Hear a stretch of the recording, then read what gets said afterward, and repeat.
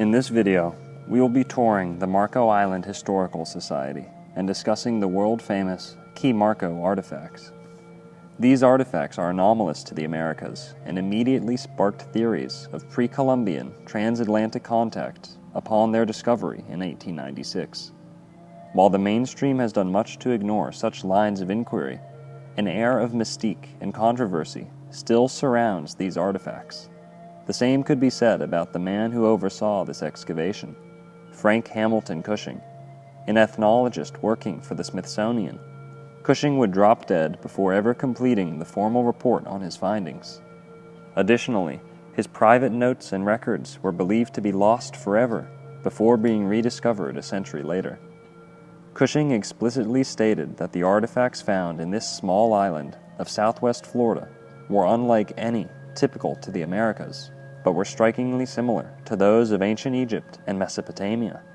The views expressed in the following video do not necessarily reflect my own, as I will be largely reading from the exhibits themselves. But even in their own words, you will begin to piece together the old world significance of these anomalous findings. Now enjoy. Welcome to Florida, baby.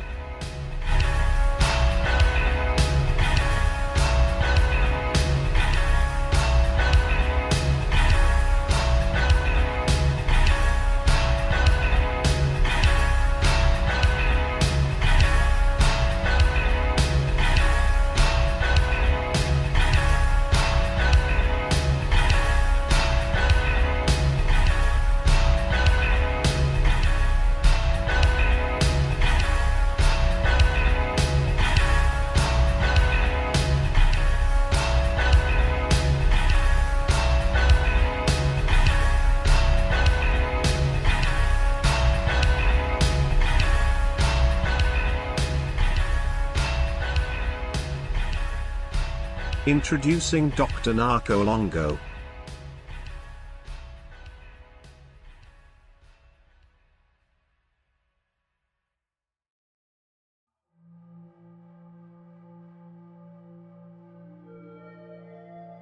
Key Marco, an archaeologist's dream. Marco Island is home to one of the most important archaeological sites ever discovered in North America. The discoveries I am now daily making are not only unique, but are unparalleled in the annals of American archaeology. Frank H. Cushing. American archaeology has been enriched by this discovery. Wells M. Sawyer. Marco is one of the most important archaeological sites in North America. Such is the stuff of an archaeologist's dream. Marion S. Gilliland. A landmark archaeological discovery, almost unbelievable. Robin C. Brown.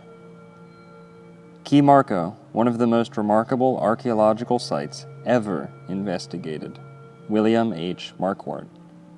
Ask any archaeologist what the most spectacular Florida archaeological discovery ever made is, and 9 out of 10 will say Frank Hamilton Cushing's 1896 excavations at the Key Marco site.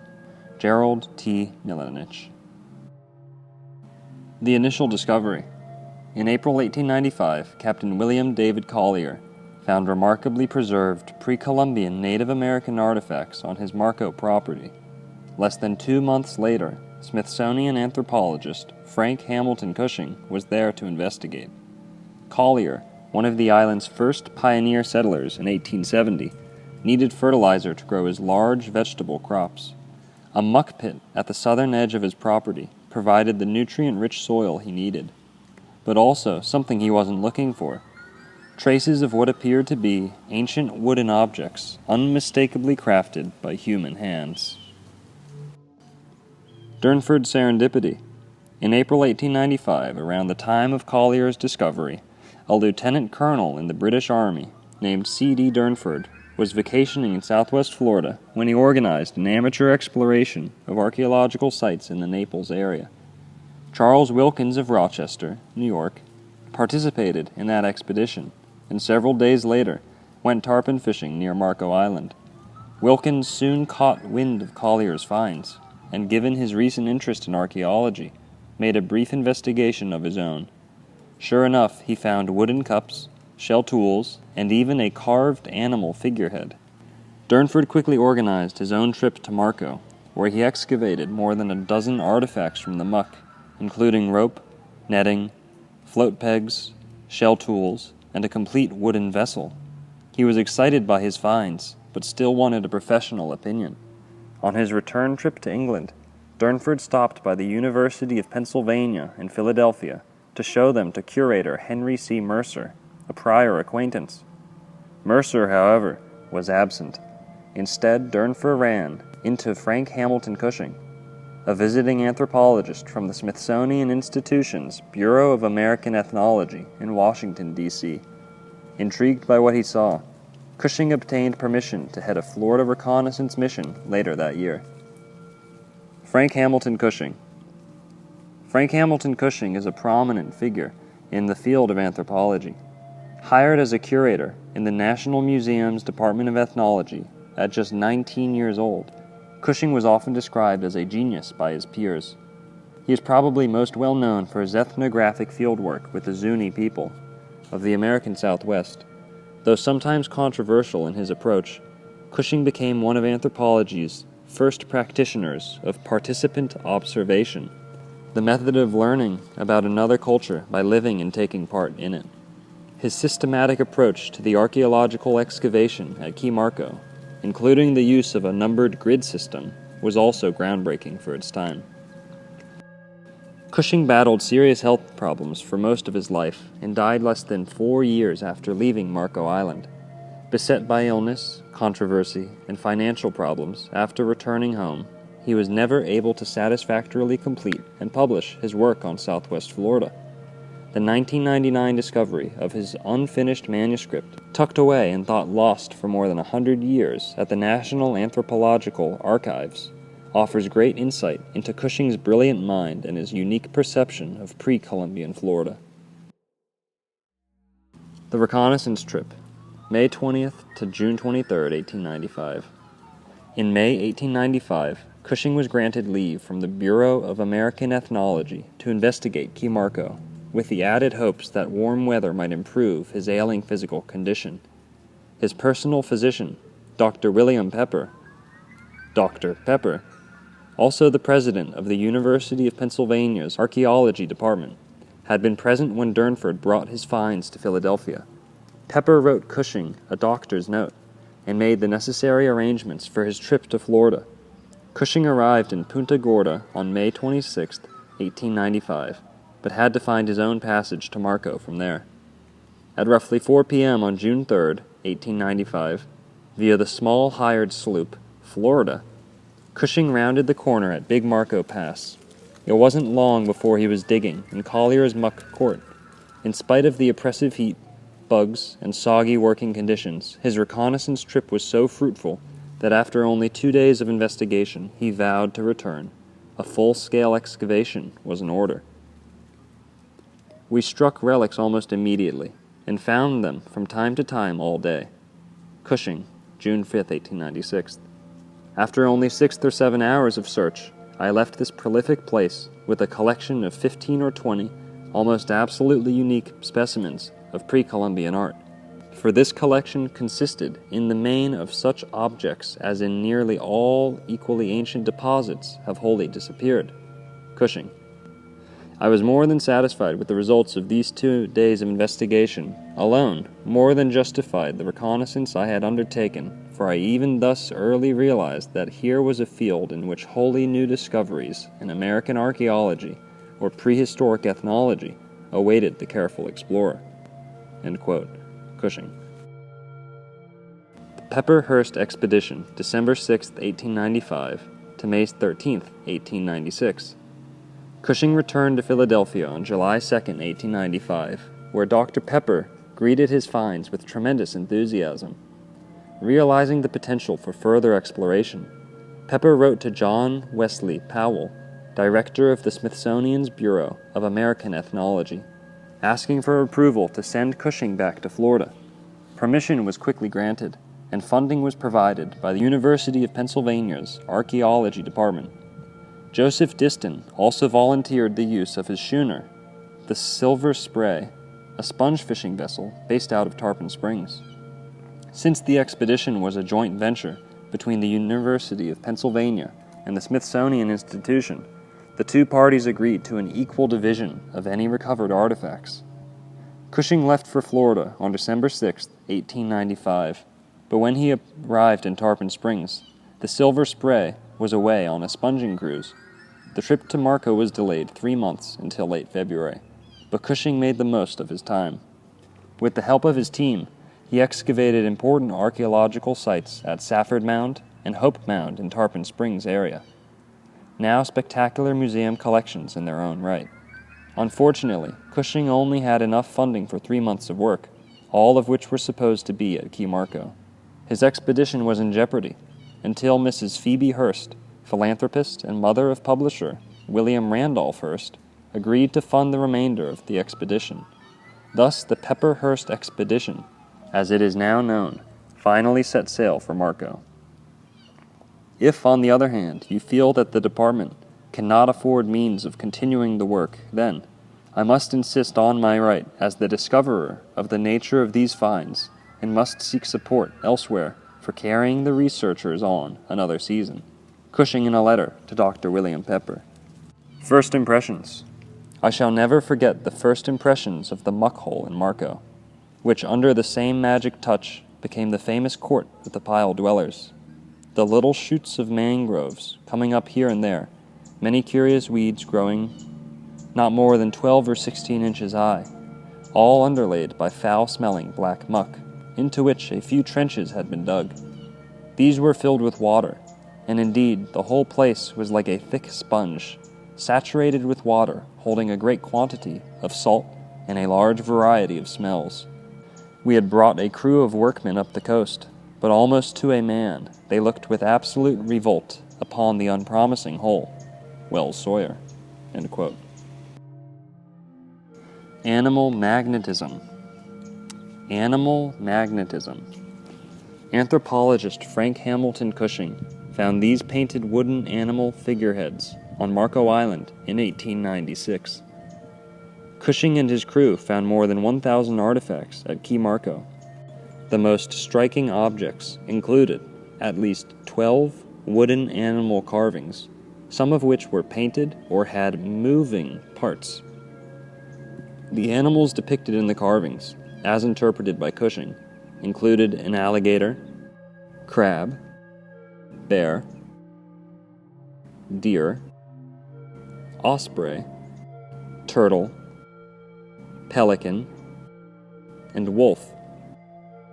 The original purpose of these artifacts is unknown, but archaeologists theorize that they may have played an important role in religious ceremonies. Cushing believed each animal figurehead had a matching face mask, at least 14 of which were also found at the site.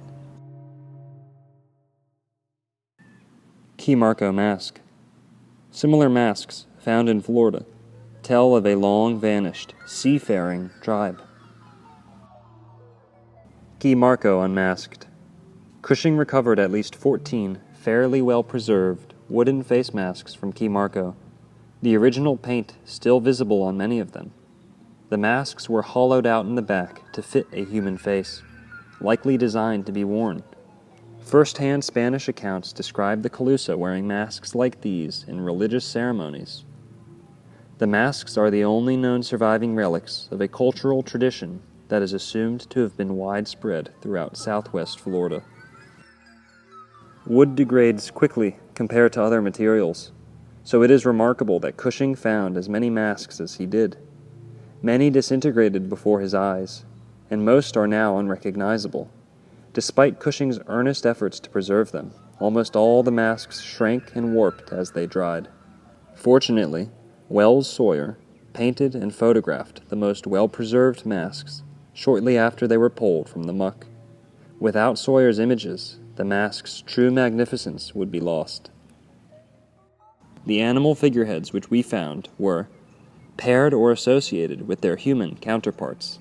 That is, human masks painted with practically the same face designs as occurred on these animal figures. The paired masks and figureheads may have been used in transformational rituals.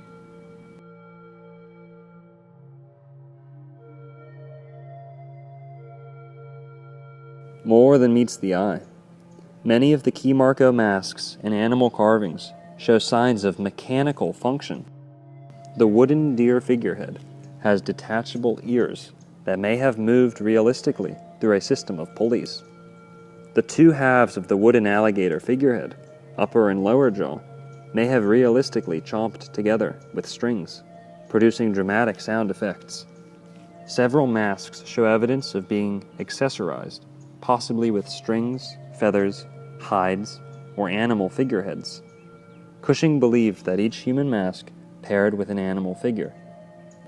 The masks were exceptionally well modeled, usually in realistic expression of human features, and were life-size, hollow to fit the face, and provided at either side, both above and below, with string holes for attachment thereto. Some of them were also bored at intervals along the top for the insertion of feathers or other ornaments, and others were accompanied by thick, gleaming white conch shell eyes that could be inserted or removed at will, and which were concave, like the hollowed and polished eye pupils in the carving of the mountain lion god, Key Marco cat, to increase their gleam. Cushing, 1896. The Key Marco cat. The Key Marco cat might be the most famous pre-Columbian Native American artifact ever discovered in Florida. The cat's meow. Frank Hamilton Cushing found the cat on March 5, 1896, in Section 15 of the Court of the Pile Dwellers at the Key Marco site, on what is now Marco Island. In a letter to Dr. William Pepper, dated March 7, 1896, Cushing described the artifacts as equal in all ways to any statuette from Egypt or Assyria. Equal in all ways to any statuette from Egypt or Assyria. Cushing recognized then, even amidst the hundreds of other spectacular discoveries being made daily, that he had something special. In the decades since the Key Marco cat's discovery, immense popularity has propelled its status to that of a pop culture icon. The charismatic feline figurine's likeness has been replicated in books, castings, jewelry, paintings, and street signs. The United States Postal Service even printed a stamp featuring the object in 1989. The object has toured the United States on exhibit, displayed for more than 2 decades at the National Museum of Natural History in Washington, D.C., before being featured in Native American art exhibits in Chicago, Detroit, Houston, St. Louis, and Salem, Massachusetts. On Marco Island, where it originated centuries ago, the object is now a source of identity and pride for its modern residents. The Key Marco cat even played a role in building this museum, acting both as a symbol of Marco Island's history and culture during fundraising efforts, and as a goal towards which to strive. The building itself was designed to accommodate the Key Marco cat and other artifacts on loan, a dream realized with the cat's return from 2018 to 2026. Panther Man. The Key Marco cat was carved from a dense native wood between 500 and 1500 years ago by a Muspa or Calusa artisan at Key Marco. Its intricate and precise incisions indicate that it was probably fashioned using a shark-tooth tool, likely modeled after the native Florida panther. It may have held spiritual significance to its maker, possibly as an idol of worship. The panther figure is in a human-like kneeling position, making it anthropomorphic, having human-like characteristics in style. When one purchases a take-home model Key Marco cat, we again find the obvious truth stated matter-of-factly. The specimen resembles ancient Egyptian or Babylonian art more closely than any other specimen so far found in North America. The deities depicted in the Key Marco artifacts are nearly identical to those found in Egypt and Mesopotamia. Take, for example, the canine of Key Marco, and compare it to Anubis. We find the same snout, erect, pointed ears, and even a headdress of sorts. I am not the first person to postulate that the black dog deities found across the eastern continents were inspired by the black hairless dogs of ancient Mexico. The Key Marco cat, too, is especially reminiscent of ancient Eastern figurines. The Key Marco falcon, believed to be a central deity, has a perfect parallel in the Egyptian god Horus.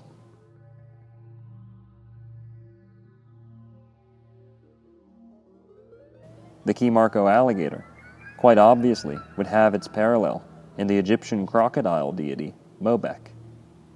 Even in the quackademically influenced depictions of these figurines do we see strikingly Egyptian motifs.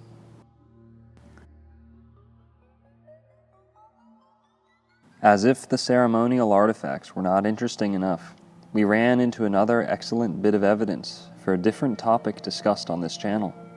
Most of you should know by now that Florida is home to the largest prehistoric stone anchors in the world, known as the Saxor stones.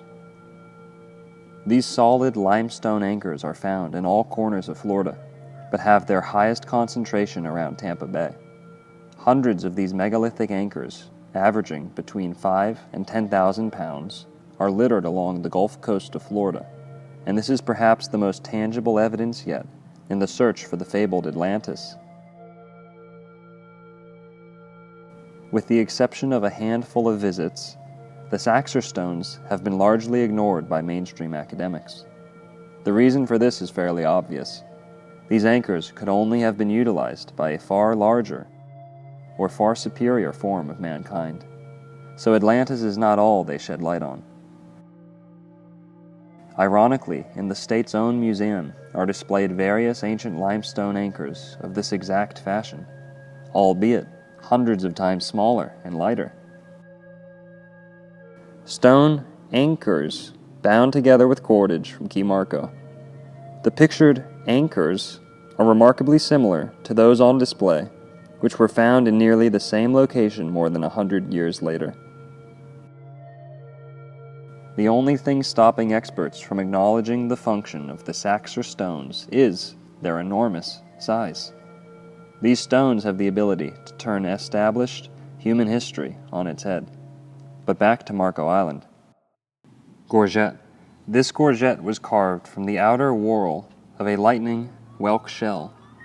The cross is not a Christian symbol because the Calusa held fast to their beliefs and resisted Christianity for more than 200 years. Because the Key Marco site dates to no later than AD 1500, we know that this gorget was made before Europeans arrived in Florida. The cross and circle may represent the 4 quadrants of the world circle, a common motif in some Native American religions today. Game piece or net mesh gauge. This object, featuring a carving of 2 wheeling dolphins, is a piece of turtle shell that has been shaped into a square. It was one of dozens of square turtle bone pieces found at the site, but the only one featuring a carving. Cushing theorized that these squares were ceremonial game pieces. Others have since suggested that they could have been net mesh gauges. The net mesh gauges helped net makers keep the size of mesh openings consistent and were usually made of shell or bone. This little wooden human figure is one of Key Marco's most mysterious objects. It was found in the same unit as the Key Marco cat. Cushing believed it to represent a round-faced woman wearing a sort of cloak or square tunic. Others have suggested it represents a masked performer wearing a cape, or a baby lying on a mat. Aside from a painting of a human figure found inside a clamshell, it is the only known pre-Columbian depiction of a Calusa or Muspa person. I repeat, the only known pre-Columbian depiction of a Calusa or Muspa person. Decorative wooden amulet depicting a duck and leaping dolphin. Watercolor by Wells Sawyer, 1896. Wooden box side with painted horned alligator. Wooden fire serpent bowl. What makes the Key Marco artifacts so special? The Key Marco artifacts are exceptionally rare because many are made from wood, plant fibers, and natural pigments. These perishable materials usually decay much faster than stone, ceramic, shell, and bone artifacts, the stuff that archaeologists find more frequently in southwest Florida. Unusual conditions at the site preserved the ordinarily fragile materials for centuries in an otherwise unforgiving subtropical environment. Most of the recovered artifacts at Key Marco were made of wood, making it one of the most complete known representations of pre-Columbian material culture in Florida. Why did so many perishable materials survive? A thick layer of muck on top of Cushing's Court of the Pile Dwellers sealed ordinarily perishable items in an anaerobic envelope of peaty marl for hundreds of years. Without oxygen, the bacteria that normally break down organic matter cannot grow. The gas hydrogen sulfide often forms in poorly oxidized environments, such as peat. So the foul smell that Cushing encountered is one of our best clues as to why the Key Marco artifacts were preserved. They sat safely for hundreds of years in an oxygen-free zone. The surface deposit throughout the entire court consisted of a stratum of spongy black or dark brown muck. Below this was a somewhat thicker stratum of brownish-gray, peaty marl, soft, tremulous, exceedingly foul-smelling, and rich in the best preserved relics we discovered." End quote. Cushing, 1896. An artist's touch. The importance of Wells M. Sawyer. When Cushing's team broke the seal of Key Marco's muck, some objects disintegrated almost immediately upon contact with the air and light. Cushing estimated that roughly 25% of all perishable artifacts were completely destroyed during the excavation. Many items were virtually indistinguishable from the surrounding muck, turning to mush as soon as excavators uncovered them. Not more than one half retained their form for more than a few days. Cushing, 1896. Thankfully, Cushing enlisted the help of a talented young artist named Wells M. Sawyer. Not only did Sawyer photograph many of the artifacts soon after they were unearthed, he painted vivid watercolors of the most noteworthy specimens, depicting them in their original, colorized states. Color photography did not exist at the time. Sawyer's images, now housed at the Smithsonian Institution's National Anthropological Archives, are our only record of what these artifacts looked like when first excavated. Many are now damaged beyond recognition. The specimens themselves are now sadly warped and shriveled, but happily some of them can be fairly restored by treatment with preservatives, and happily also, our photographs, drawings, and paintings, and casts made in the field are almost equal for study to what the originals were when found. Cushing, 1896.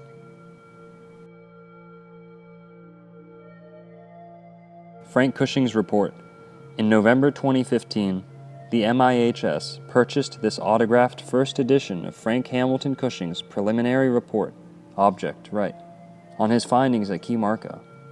Published by the American Philosophical Society in 1897, it is the only scholarly Key Marco work printed during Cushing's lifetime.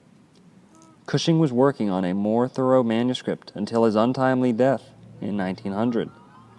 Thought lost for decades, the manuscript was discovered in the National Anthropological Archives in 1999 and published by the University Press of Florida in 2005. Researchers also found and published Cushing's Florida field journals in a separate volume. At the top of this copy of the report, above Cushing's distinct flowery signature, is an inscription in ink, "For Mr. Orchard, appreciating his aid. The individual to whom this is addressed is very likely William C. Orchard, a contemporary of Cushing's and author of several publications on Native American material culture." Frank Hamilton Cushing, a pioneer in anthropology. Cushing's discoveries at Key Marco ignited an era of archaeological discovery in southwest Florida. Frank Hamilton Cushing was a well-known anthropologist in the late 1800s, often described as a genius by his peers. Sign of the times. Frank Hamilton Cushing's approach to archaeological excavation, while advanced for 1896, might be considered haphazard by today's standards. His team pulled fragile artifacts from the muck with their bare hands and garden tools, and many potential artifacts were likely discarded or missed altogether. Nowadays, archaeologists would examine even the tiniest bits of bone, plant, and shell, in turn learning more about the people who once lived at Key Marco. Modern archaeologists also record the exact orientation of each artifact within the soil. Cushing's grid system, although innovative for its time, only recorded the specific location of about 20 artifacts. More than 1,000 were removed from the site. The lack of overall context leaves many unanswered questions about the site. Lessons learned from the Cushing dig have assisted today's archaeologists in the careful recovery of wet site artifacts from other locations in Florida. An artist's toolkit. Muspa and Calusa artists expertly used a variety of sophisticated tools. Woodworkers. Shell tools such as adzes, celts, and large gastropod axes were useful in carving large wooden items such as canoes and lumber. Intricate carvings, such as those on Key Marco cat, likely required specialized shark-tooth tools. The teeth were hafted to sticks through a tiny hole in the base of the tooth and used for precise cutting and drilling. Cushing found several intact shark-tooth tools at Key Marco, complete with attached wooden handles. Shark teeth were also attached in rows to wooden clubs and sabers, forming beautiful but lethal weapons. Shark skin may have been used as sandpaper for polishing wood. Atlatl. This wooden atlatl was likely carved by a Muspa or Calusa person at Key Marco between 500 and 1500 years ago. An atlatl, or spear thrower, is a tool that uses leverage to accurately propel arrows with high velocity. This atlatl, one of the only surviving examples from the pre-Columbian Americas, is embellished with a small animal figure on one end, likely a rabbit. The archaic banner stone was found on Kais Island, just south of Marco Island.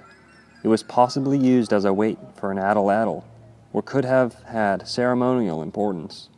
The stone is not local to Florida, which means that it was transported here over a long distance, possibly from the Georgia-Piedmont area. Accessorizing. Painters. Centuries-old paint survived on many of the Key Marco artifacts, including multicolored masks, figureheads, and tablets. Cushing and Wells Sawyer noted black, white, red, blue, and pink coloring, but the Muspa and Calusa probably created and used other colors as well. Paint pigments came from minerals such as ochre, as well as plant and animal life. Deposits of red and yellow ochre were found at Key Marco in 1995, and experimental archaeologists have replicated latex paints by mixing the sap of strangler fig trees with purple marlberry juice. Sunray Venus clamshells may have served as paint palettes, as evidenced by several specimens Cushing found at Key Marco. Personal adornment. Accessorizing. Personal decoration was important to the Muspa and Calusa. The Calusa were known to wear extensive black body paint for spiritual reasons. Body paint may have consisted of a mix of pigments and shark liver oil that would have also repelled mosquitoes. Wooden masks and figureheads were likely worn during ceremonies. Small personal accessories, such as beads, pendants, gorgets, and ear spools, were crafted from shell, bone, and wood. We can only speculate on the significance of these items and how they were worn. Other natural materials, such as hide, thatch, feather, and moss, were certainly worn, but are unlikely to be found intact.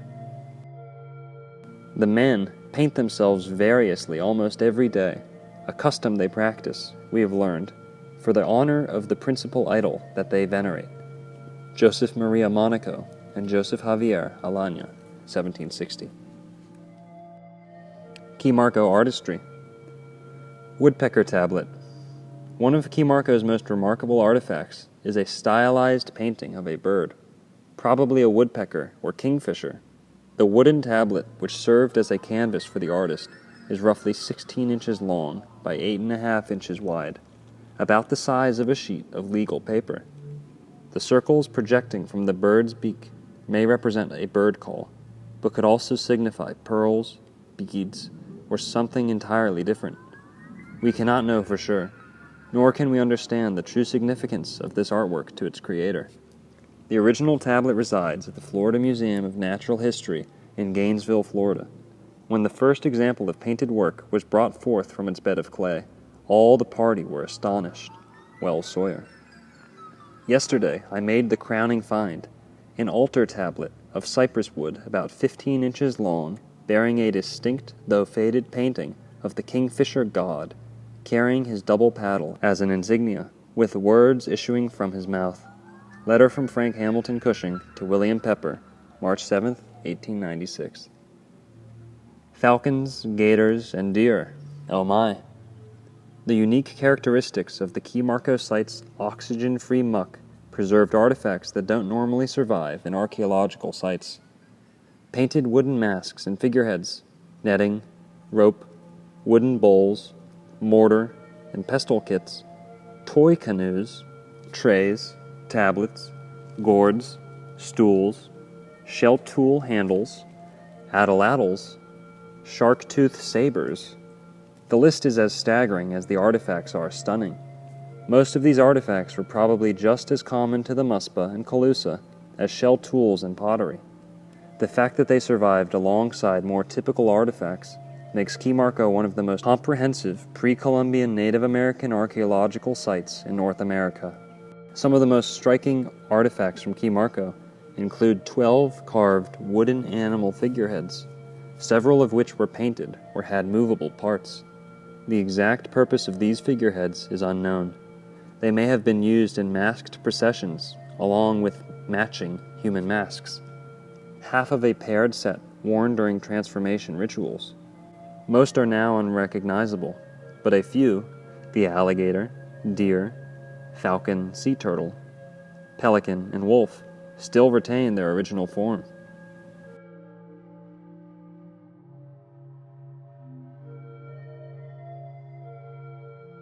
Artists in residence, the roots of a complex society. Marco Island's early residents made time for art and leisure. The skillful techniques used by the Muspa and Calusa in harvesting southwest Florida's bountiful waters provided them with not only food and technology, but also something harder to come by: spare time. By creating a surplus of the essentials, they left room in the day for other activities, such as practicing religion, creating artwork, or just having fun. As populations increased, so too did the importance of managing surplus. The spare time that the Muspa and Calusa created for themselves allowed for further artistic, social, and spiritual growth. In 1896, Frank Hamilton Cushing excavated unparalleled examples of Native American artistry from Key Marco. To this day, his finds are regarded as some of the most amazing artistic achievements ever discovered in North America. Expertly carved wood and bone, gracefully painted masks and figureheads, thought-provoking illustrations on wooden tablets, beautiful decorations of personal adornment. All these items offer a rare glimpse into the complex world of the people who made them centuries ago. Performance art. Muspa and Calusa artwork likely held spiritual and political significance. Spanish documents describe ceremonies in which masked Calusa priests led a procession from a temple of idols, accompanied by singing women. The masks they wore may have been like those found at the Key Marco site, which are the only wooden masks yet discovered in southwest Florida. The idols may have been animalistic figureheads or figurines, such as the Key Marco cat. Spaniard Juan Sanchez witnessed one of these processions in 1567, but his prejudice is obvious. There was a temple of idols there, in which were some very ugly masks, which some Indians donned, delegated by it, and they went out into the village with them. and the wretches performed their worship and adored them, with the women singing certain canticles. Juan Sanchez, 1607. Welcome to Key Marco. The Key Marco artifacts are so spectacular that they often overshadow the actual people who made them. Who were the people that lived at Key Marco? What did this place mean to them? When did they live here? Truthfully, we don't know all the answers, but we have some ideas. Take a stroll through the life-size Key Marco village behind you to learn more. What is this place? According to archaeologists, Key Marco was a large village site, possibly home to as many 400 people. Numerous masks and figureheads indicate the likely presence of at least one sacred building, but there is evidence for multiple structures at the site, some probably residential. Alongside perishable artifacts of wood and plant fiber, Cushing also recovered a vast array of the more usual artifacts of shell, bone, stone, and pottery. The presence of these durable artifacts suggests that Key Marco may have been a fairly typical Muspa or Calusa village, not just a religious center, as some have suggested. Muspa or Calusa. Many people automatically attribute the famous Key Marco artifacts to the Calusa, but masks and figureheads share similarities with Spanish descriptions of Calusa masks used during religious processions in the 16th and 17th centuries. However, the Glades or Muspa Indians likely controlled Key Marco for at least 80% of its occupation, from about AD 500 to AD 1300. The Calusa likely assumed control of Key Marco sometime around AD 1300. Radiocarbon dates and other clues from more recent excavations indicate that the site was occupied from at least AD 500 to AD 900. Because we don't know with any certainty how old Cushing's Key Marco artifacts are, many of the artifacts and replicas on display have been attributed to both the Muspa and Calusa. Muspa territory. Prepare to journey more than 500 years into the past, to a time when the Calusa Indians rule South Florida. Marco Island, known to the Calusa as Muspa, is an important location in the expansive Calusa domain. Europeans have not yet visited the area, but word from the Caribbean of mysterious invaders is already spreading between Florida's coastal communities. At Key Marco, an important village on the northern edge of Muspa, people go about their daily routines. This place of major political, spiritual, and territorial importance is bustling with activity, including fishing, hunting, pottery making, and wood carving. Explore Key Marco to learn more about the daily life at a Calusa village. Dating Key Marco, AD 500 to 1500. Key Marco was probably occupied for at least 1,000 years, from roughly AD 500 to 1500. The presence of certain pottery styles placed the site as early as AD 500, and radiocarbon dates taken in the 1970s generally placed the site between AD 650 and 900. The only exceptions are a wooden canoe paddle dated to AD 55 and a plant fiber dated to AD 1670. The 1970s radiocarbon dates are controversial to some, however, who argue that pesticides applied during 75 years in museum storage may have altered the results, making the artifacts appear older. 3 additional radiocarbon dates made in 2015 from residue found in 3 different pottery vessels from Key Marco fall between AD 640 and AD 775. The site probably dates to no later than AD 1500, because no European materials were found in Cushing's excavation. So while we don't know exactly how old the Key Marco artifacts are, we know that they are at least 500 years old, and possibly much older. Catastrophe at Key Marco. One of the most intriguing mysteries surrounding the Key Marco artifacts is how and why they wound up in the muck that preserved them. Some think that they were all deposited at once in a dramatic event. Others think they were deposited sporadically over hundreds of years. Most theories, however, involve abandonment of the site by its residents, probably in canoes. No full-size canoes were found at the site. Theories range from fire, hurricane, fleeing invasion, or facing invasion.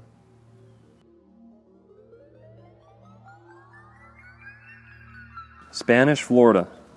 Marco's role. Marco Island was an important landmark for Spanish sailors.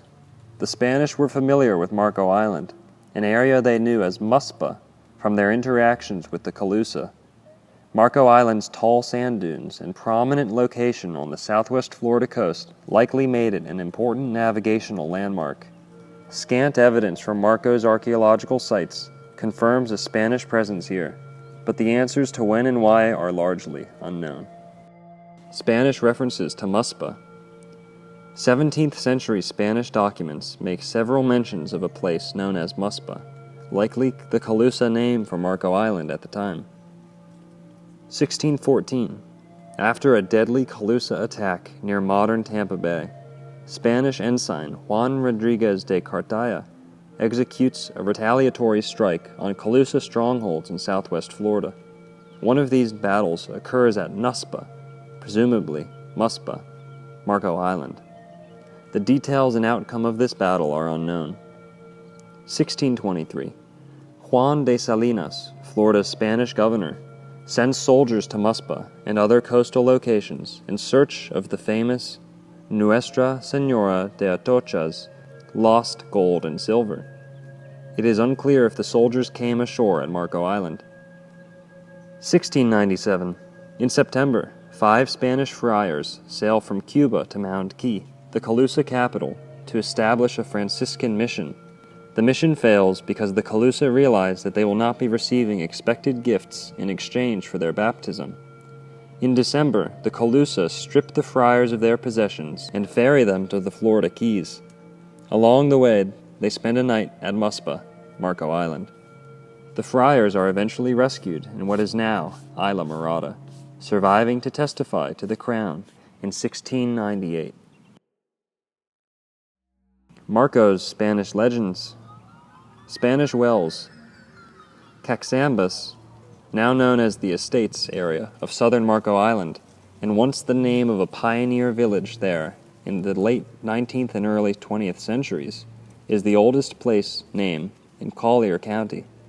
The word first appears on a 1771 map by William Gerard de Bram as Caximbas Espanolas. In Spanish, the word Cacimba or Cacimba means well, and in Portuguese the word Cacimbas means ponds. The name implies the presence of fresh water on or near Marco Island. 19th century written accounts confirm the presence of fresh water nearby.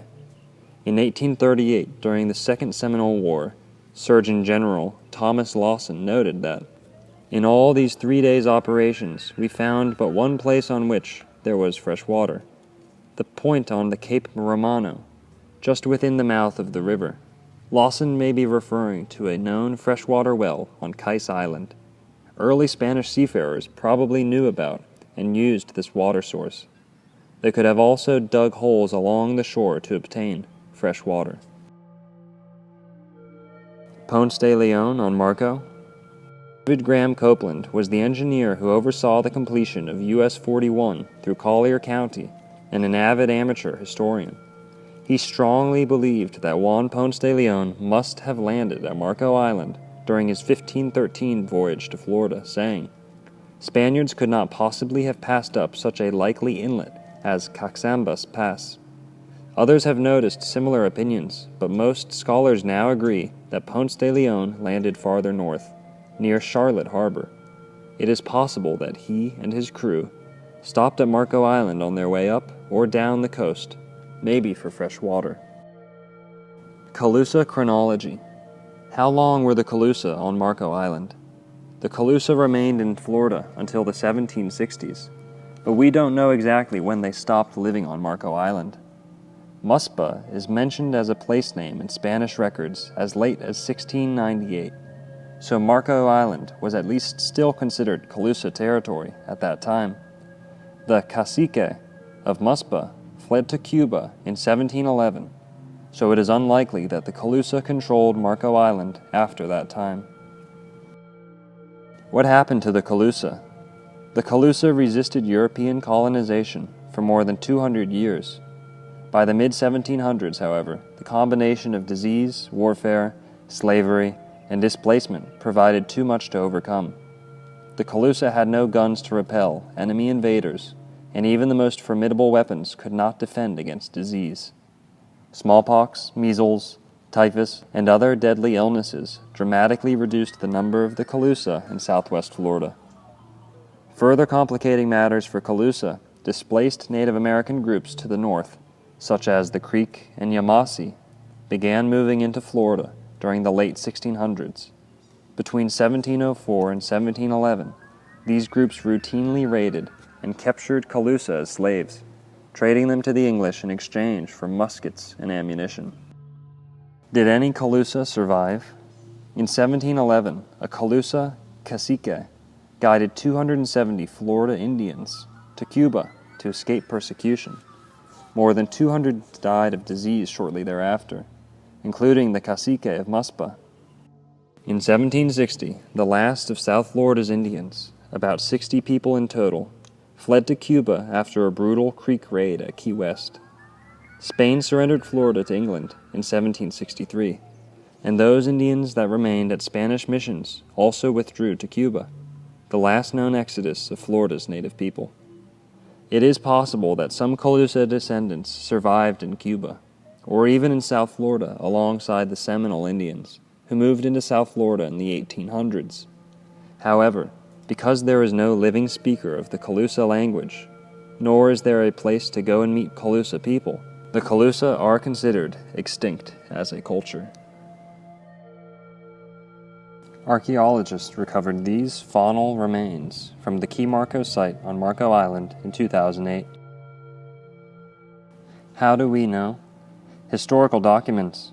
The Spanish sometimes kept written records of their experiences in southwest Florida, providing us with descriptive first-hand accounts of life in the Calusa domain. Their observations are especially crucial to our understanding of the Calusa beliefs. Their observations are especially crucial to our understanding of Calusa beliefs, practices, and rituals. Abstract information that cannot be recovered from archaeological digs. Although written from a Spanish point of view, these documents paint a vivid picture of Calusa complexity.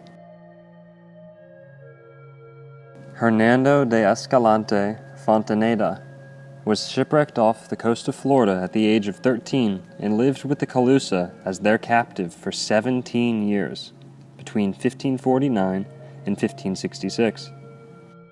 His memoirs, recorded in 1575 and now preserved in the Archivo General de Indias in Seville, Spain, is an invaluable resource. Archaeological excavations reveal the tangible remains of human cultures such as those belonging to the Archaic, Muspa, and Calusa Indians. Archaeological research can complement and even confirm assertions made in historical documents. There are no written records for the thousands of years of human activity prior to Juan Ponce de Leon's arrival in 1513, so most of what we know about the Archaic, Muspa, and Calusa Indians before then comes from the archaeological record. Most of the stuff that archaeologists find is garbage that was discarded without a second thought. Only on rare occasions, such as at Frank Hamilton Cushing's Key Marco site, are intact artifacts of major personal or spiritual significance recovered. Archaeologists collect useful information from ancient trash piles to make new interpretations about Marco Island's earliest residents. Spirituality. Religious authority. These men are paying tribute to their gods with a daily offering. The man to the right is the spiritual leader, or shaman, one of the three primary leaders in the community, along with the cacique, or principal leader, and a military captain. The man on the left is the shaman's assistant and pupil. For the Calusa, spiritual and political authority went hand in hand. People believed in the absolute power of their leader and paid tribute to him from as far away as Lake Okeechobee, Miami, and the Florida Keys. Calusa beliefs. Most of what little we know about Calusa spiritual beliefs comes from the written accounts of Spanish missionaries in southwest Florida. Father Juan Rogel, a Jesuit priest who tried and failed to establish a Spanish mission at the Calusa capital in 1567, described Calusa beliefs as he understood them. Quote, "They say that each man has 3 souls. One is the little pupil of the eye. Another is the shadow that each one casts. And the last is the image of oneself that each one sees in a mirror or in the calm pool of water.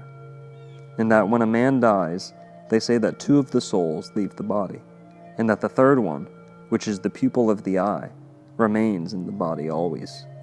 End quote. Father Juan Rogel, 1568. Look closely and you'll notice that this artistic rendering of a Calusa woman shows each of her 3 souls. This replica was modeled after an artifact found at Key Marco in 1896 by Frank Hamilton Cushing. It is a shell gorget carved from the outer whorl of a lightning whelk shell. The cord is sable palm leaf. The cross is not a Christian symbol, because the Calusa held fast to their beliefs and resisted Christianity for more than 200 years. Because the Key Marco site dates to no later than AD 1500, we know that this gorget was made before Europeans arrived in Florida. The cross and circle may represent the 4 quadrants of the world circle, a common motif in some Native American religions today. The original artifact, above, is at the University of Pennsylvania Museum of Archaeology and Anthropology. Spiritual beliefs. The Calusa afterlife and the 3 governors of the universe. The Calusa were a spiritual people and held fast to their beliefs, even in the face of European oppression. The Spanish preached to the Calusa and resorted to bribery and threats in attempts to convert them to Catholicism. But the Calusa stayed true to their convictions. Calusa made offerings to their ancestors and believed in an afterlife in which a person's soul lived on in the natural environment. Quote, "When a man dies, his soul enters into some animal or fish, and when they kill such an animal, it enters into another, lesser one, so that little by little it reaches the point of being reduced into nothing." End quote. Father Juan Rogel, 1568. They also believe those who govern the world to be 3 persons, but in such a manner that they say that the first one, who is greater than the other 2, is the one to whom the universal government and most universal and common things belong, such as heavenly movements and seasons, etc., and that the second one is greater than the third, that to him belongs the government of kingdoms, empires, and republics. The third one, who is the least of all, and the one who helps in the wars, and to the side which he attaches himself, they say that one gains victory. Father Juan Rogel, 1568. Calusa weapons. Addle and dart, bone dagger, celt, knife, shark-tooth saber, club. The most remarkable form of club we discovered was made of some dark-colored, fine-grained kind of hard, heavy wood, exquisitely fashioned and finished. Exquisitely fashioned and finished. Calusa politics and power. According to one Spaniard, the Calusa thought of themselves as a fierce people. The Calusa lived up to that reputation by exhibiting bravery and skill in repelling numerous Spanish invasions. The Calusa lived up to that reputation by exhibiting bravery and skill in repelling numerous Spanish incursions, including Juan Ponce de Leon's 1521 voyage to Florida, during which he was mortally wounded by a Calusa weapon. The Calusa were skilled at creating and using weapons, which were useful for both hunting and exercising control over others. An assortment of weaponry found at Key Marco by Frank Hamilton Cushing in 1896 provided the first material evidence of Calusa ferocity. Calusa society was divided into nobles and commoners believed in the absolute power of the Calusa leader. His authority was both political and spiritual, and it was in the best interest of his subjects to agree to any and all demands without question. The health of the land and seas depended on the health and well-being of the leader. Carlos, or Calusa in their language, signifies a fierce people. They are so called for being brave and skillful, as in truth they are. End quote. Hernando de Escalante, Fontaneda, 1575. It is interesting to note that Carlos and Calusa are used here interchangeably. Calusa water feature. Waterworld. The Calusa and their ancestors lived on the water. They built homes and other structures on top of shell mounds along the shoreline. They traveled the coast and inland in dugout canoes, sometimes through hand-dug canals. Their diet consisted primarily of fish and shellfish, and many of their tools were made from shells. For hundreds of years, the fertile waters around Marco Island provided the Calusa with everything they needed to become a thriving coastal society. This waterway, intersecting an artificial shell midden, symbolizes the Calusa's connection to water. Fishing weirs. People have been using fishing weirs for thousands of years. A weir is something that intentionally blocks a waterway to trap or direct fish. To trap or redirect fish. Archaeologists believe the Calusa used netting and other materials to create weirs that captured and stored large quantities of fish. They likely blocked tidal waterways with netting so that when the tide went out, the fish could not escape. They even engineered the landscape through the creation of shell mounds, canals, and large water courts to capture and store live fish. This fishing weir symbolizes the ingenuity of Calusa engineering.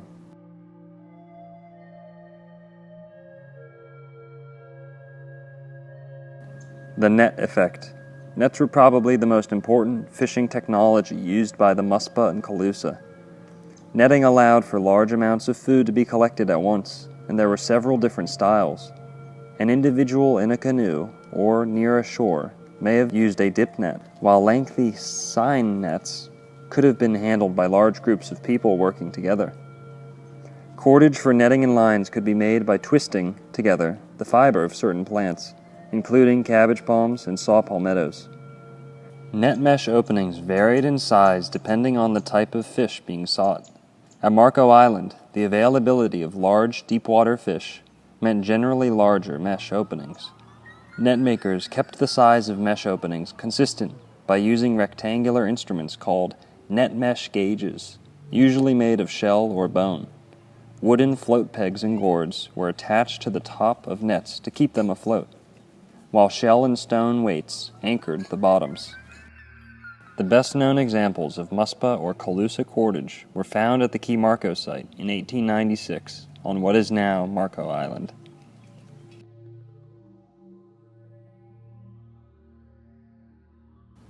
These 19 lace murex shells, probably a necklace at one time, were found together in the fill section of the Key Marco shell mound platform.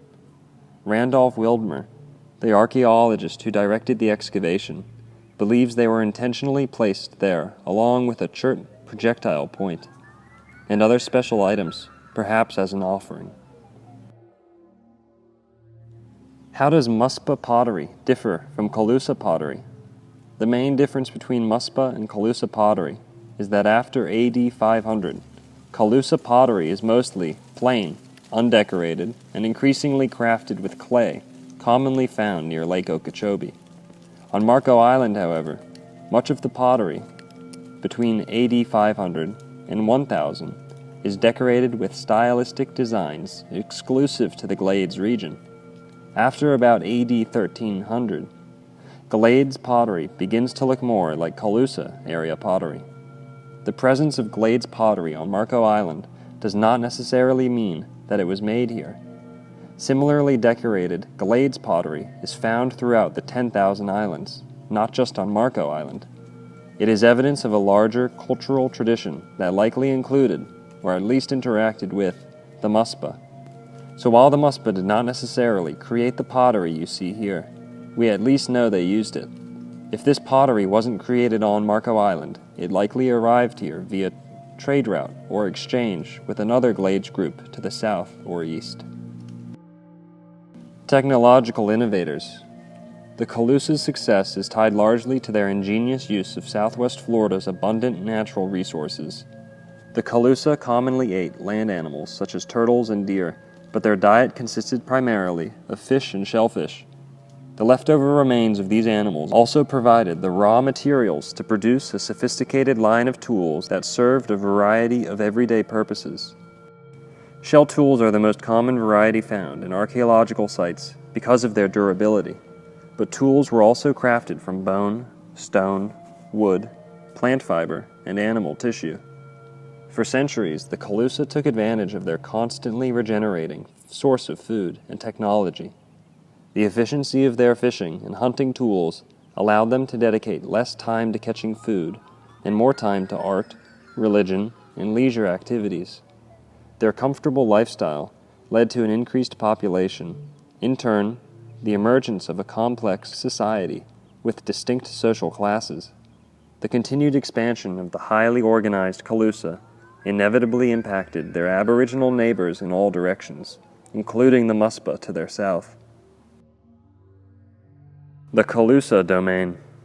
The Calusa became so powerful that they demanded tribute from people as far away as Lake Okeechobee, Miami, and the Florida Keys. For the Calusa, tribute was a mandatory payment in the form of goods or services that demonstrated loyalty to their principal leader. Goods may have included food, rare objects, or even captive people. The Calusa influenced people as far away as Cape Canaveral and likely exchanged materials far beyond the modern-day boundaries of Florida. Archaeologists found a fragment of galena, a mineral form of lead, dating to AD 1250 at the Pineland Site Complex, a major Calusa archaeological site in Lee County. Sourced to southeastern Missouri, the galena traveled a distance of more than 1,000 miles to Pineland.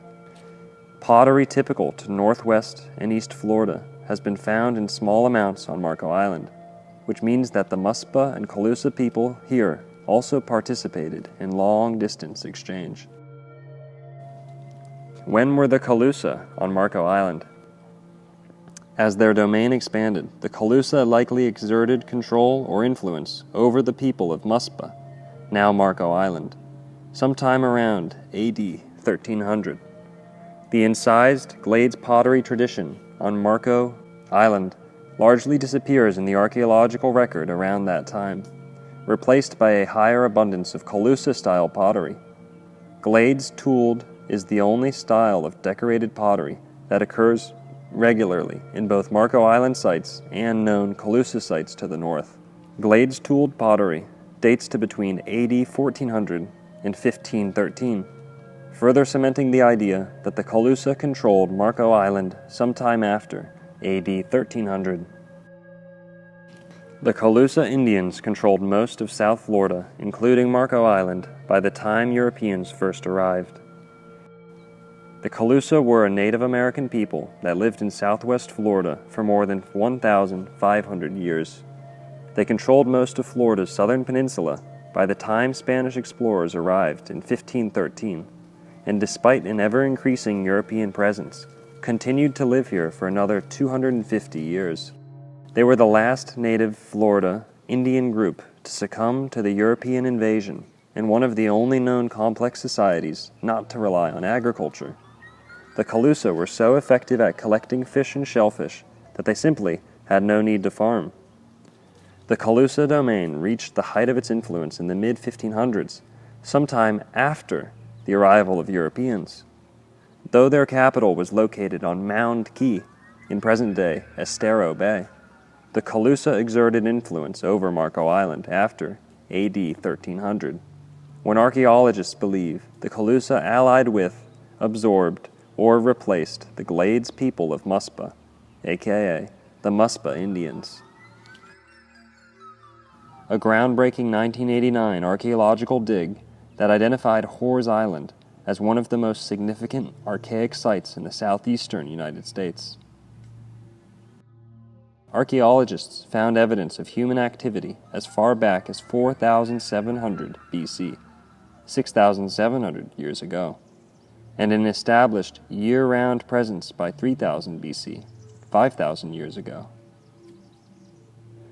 Year-round living.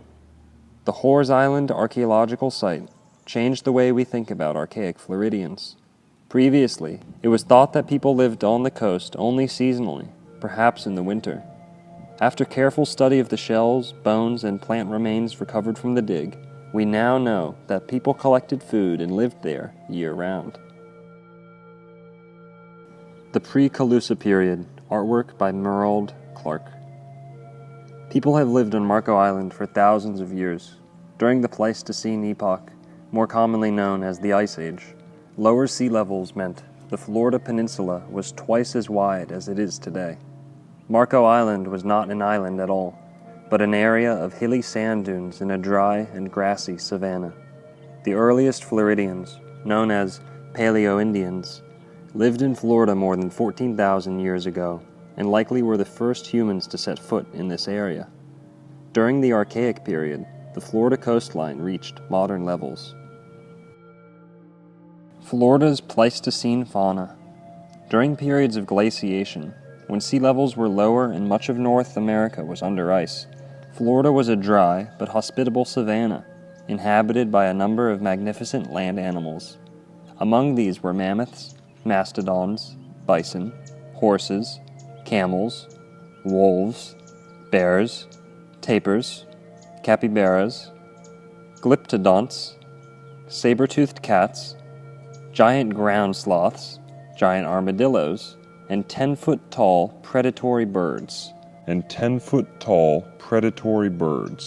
Just to name a few. No creature, however, would make more of an impact on Florida than Homo sapiens, which first entered the peninsula at least 12,000 years ago. Most Pleistocene megafauna, large or giant animals, became extinct in North America about 12,000 years ago. Human hunters may have contributed to their decline, but dramatic climate change brought on by an increase in global temperatures is thought to be the leading cause. Scientists are still debating the level of human involvement and whether these extinctions were gradual or part of a more rapid extinction event. Here's my favorite part of the exhibit. Where are the dinosaur bones?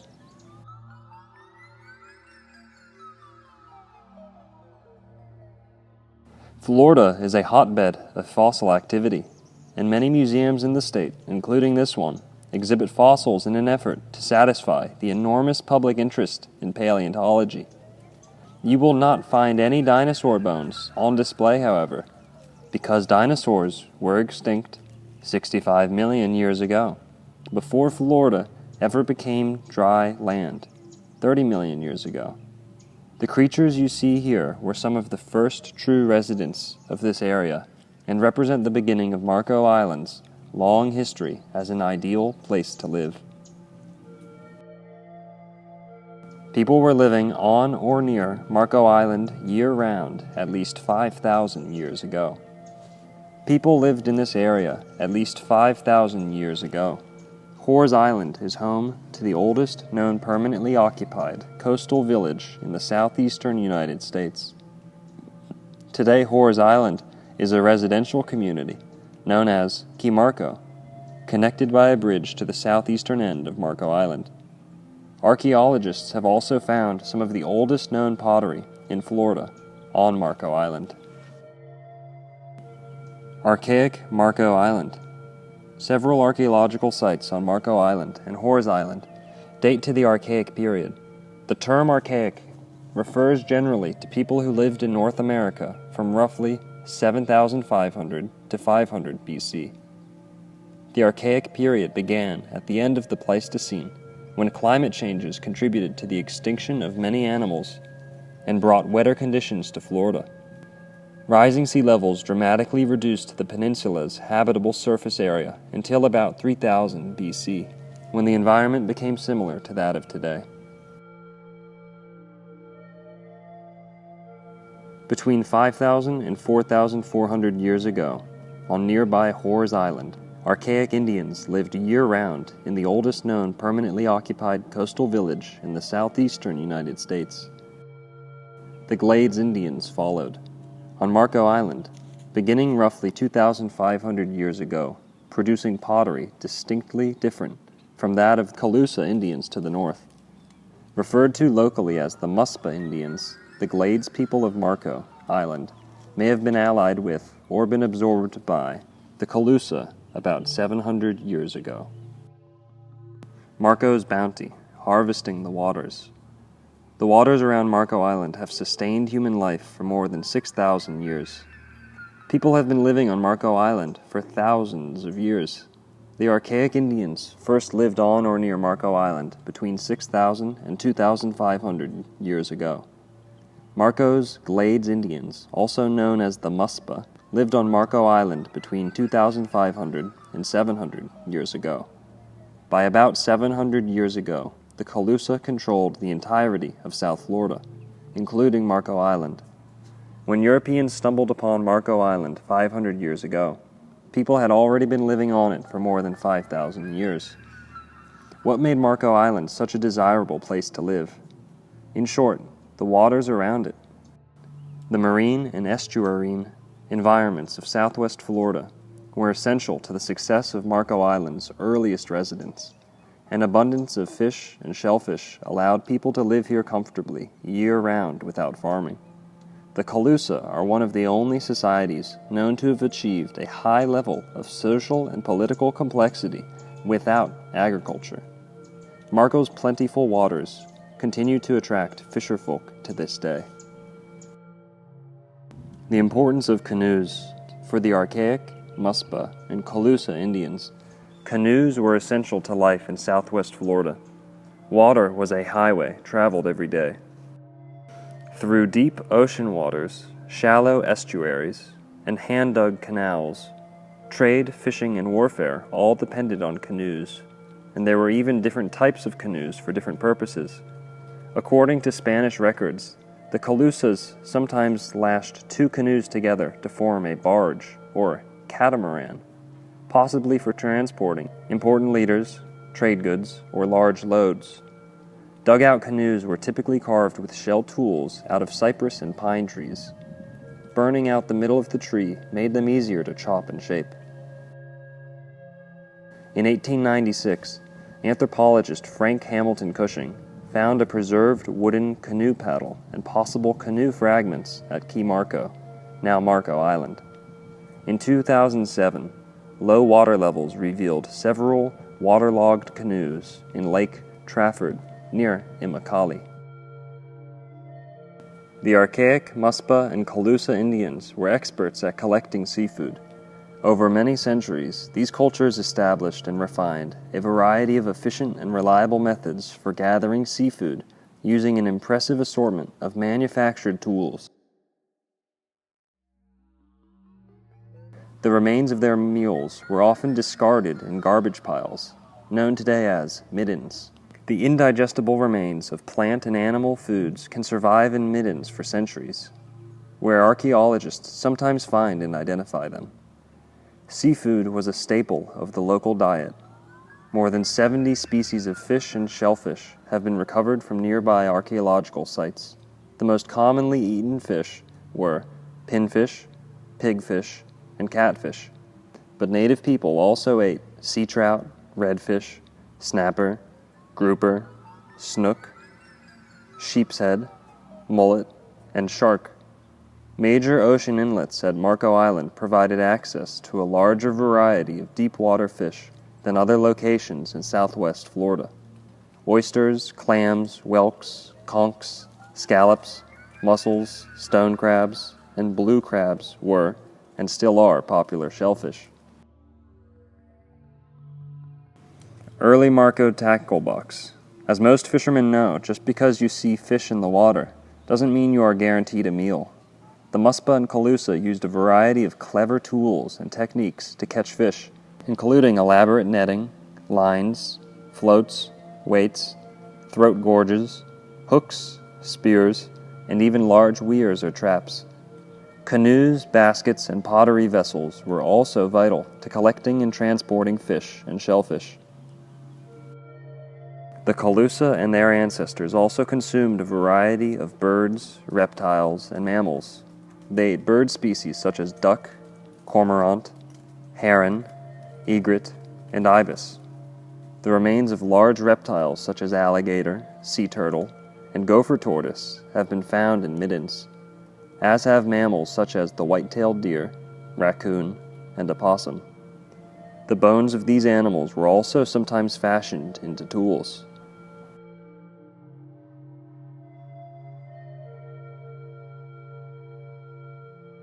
The Calusa had no need for large-scale farming, but they likely kept small gardens of papaya, chili peppers, and squash. Other plants provided important nutrients, including kunti, sea grape, grasses, prickly pear, maypop, palmetto berries, sable palm, and grapes. The Calusa likely drank cassina, a strong tea made from the Yaupon holly plant, which was popular throughout the southeastern United States. Plant technology. The Muspa and Calusa were master woodworkers.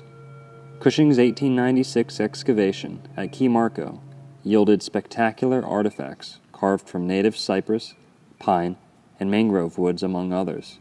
Trees were felled with shell tools, and fire used to hollow out canoes and containers. More precise tools, such as shell columella chisels, hafted barracuda jaws, and shark or sawfish tooth knives, were likely used for shaping and carving fine details. Smoothing may have occurred with the assistance of grasses, sand, shell tools, or shark skin. Cordage for netting and lines could be made by twisting together the fiber of certain plants, including cabbage palms, saw palmettos, and century plants. Cypress wood, float pegs, and bottle gourds were attached to the top of nets to keep them afloat, while shell and stone weights anchored the bottoms. The best-known examples of Muspa or Calusa cordage and gourds are from Key Marco. Vegetarian options. The Calusa had no need for large-scale farming, but they likely kept small gardens of papaya, chili peppers, and squash. Other plants provided important nutrients, including kunti plants, sea grapes, grasses, prickly pears, maypop, passionflower fruits, palmetto berries, and sable palms. The Calusa also drank cassina, a strong tea made from the Yaupon holly plant, which was popular throughout the southeastern United States. Tobacco may have been offered to the dead and used on other occasions, and plants were likely key ingredients in medicines and remedies. Tabby mortar is a cement-like mixture of shell, water, sand, and quicklime. The key ingredient is quicklime, which is created by crushing and burning oyster shells into a powder and mixing it with water. Tabby mortar construction was introduced in Florida by early European colonists. It became less common by the late 1800s, but was still practiced in southwest Florida, probably due to the availability of oyster shells at prehistoric shell middens. Captain John F. Hoare's home on Hoare's Island, now Key Marco, was built with tabby mortar in 1877. Now this is contradicted because in many accounts from northeast Florida, tabby was adopted by the settlers from the natives, and the natives actually were using forms of tabby. The perils of life on Marco. Generally, the Archaic Muspa and Calusa Indians lived productive and successful lifestyles in southwest Florida for thousands of years. Of course, like today, the living was not always easy. People in southwest Florida were affected centuries ago by some of the same environmental issues that we experience today. Hurricanes, floods, fires, droughts, pests, and diseases had a direct impact on many of Marco Island's early residents. The populations were smaller than today's, however, and the lifestyles less destructive to the environment. At the time of Spanish arrival in the 1500s, there were an estimated 30,000 people in South Florida. Today, more than 30,000 people live on Marco Island during peak season, and more than 10 times that amount live in Collier County. Living responsibly is the key to preserving these vital natural resources. Perhaps there are lessons to be learned from the Calusa and their ancestors. Hermits of the 10,000 Islands, seeking a life of solitude. Since the 1870s, the remote wilderness around Marco Island has been home to many people seeking to live, quote-unquote, off the grid.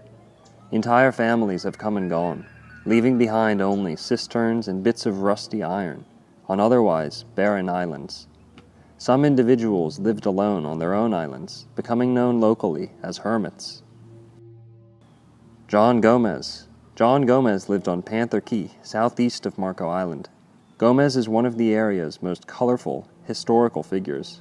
Once claiming to have been born in 1778, he lived until 1900, which would have made him an improbable 122 years old. Gomez farmed, fished, and even attempted to establish a goat ranch on his land, but panthers kept eating his goats. He also claimed that he had met Napoleon Bonaparte, sailed with the pirate Jose Gasparilla, and fought alongside Zachary Taylor at the Battle of Okeechobee in the Second Seminole War. Walking through the exhibits, it becomes obvious that the artifacts of Marco Island show a degree of craftsmanship unparalleled in the Americas, or at least among those which we are permitted knowledge of. This too does not line up with the given progression of humanity in the Americas, for we are told a primitive Asiatic people entered the Americas via the Bering Strait, whose descendants then gradually spread to every corner of the northern and southern continent. The absence of gradual artistic development and aesthetic congruency between the ancient American cultures in and around Calusa territory is a major red herring in the given mainstream narrative of the peopling of the Americas. And as mentioned earlier, the key Marco artifacts are indeed more similar to the artifacts of ancient Egypt and Mesopotamia than those found anywhere in the prehistoric Americas. And we purchased a key Marco cat figurine, and him and our cat have been getting along wonderfully.